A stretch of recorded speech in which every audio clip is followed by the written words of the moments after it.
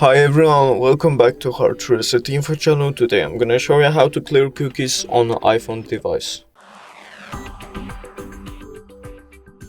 So as you see, I already have the iPhone in my hand, and all you need to do is just look for the settings app. Then once you have it, just click on it.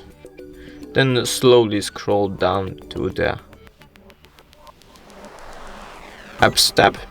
Click on the apps tab and go slowly down till you see the Safari. And once you see the Safari, click on it.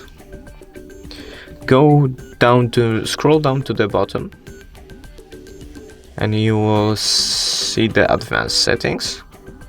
And then click website data.